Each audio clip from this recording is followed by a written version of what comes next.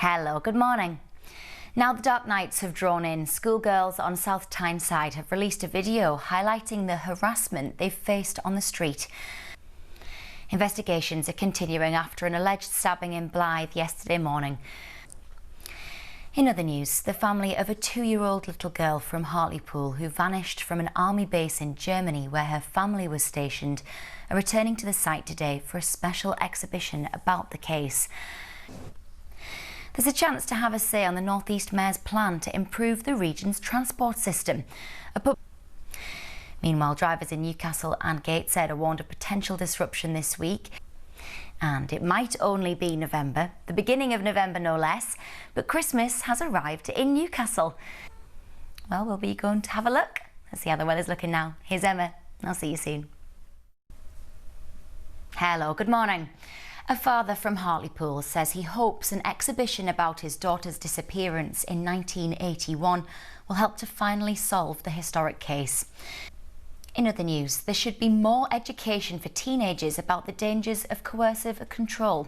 After her first year in office, the Chief Constable of Durham Police says the things she's proudest of are her officers.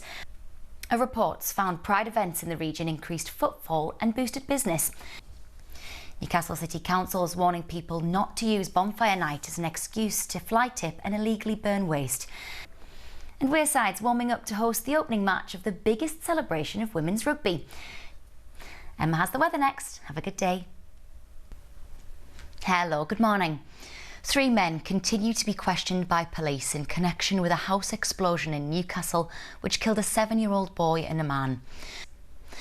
A Newcastle man who was poisoned by his partner's son has thanked the medical staff who saved his life. A man's been jailed for violent disorder for his role in the Middlesbrough riots this summer. Firefighters in County Durham have condemned attacks on crews on bonfire night. People are being warned about the circulation of social media posts claiming a new dentist's opening in Shildon.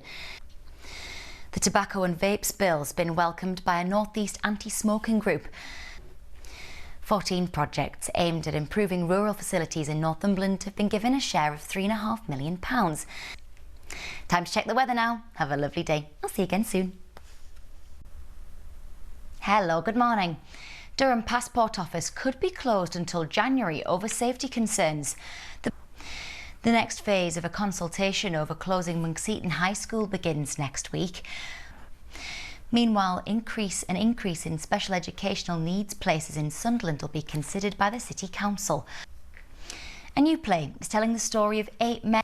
Sport Now, Michael Carrick says his Middlesbrough side won't be drawn into talks of the playoffs despite a resounding win this week. And the region's preparing to honour those who've lost their lives in conflict over the years as part of Remembrance Day. Some travel news for you now, and the power supply issues causing major disruption on the Tyne Metro. Trains are only operating between Peelaw to the airport and Monksheaton. That's in both directions, and those are much less frequent than usual. Nexus is warning that stations outside the area have no services running, but tickets will be accepted on buses. Let's take a look at the weather now. Have a lovely day.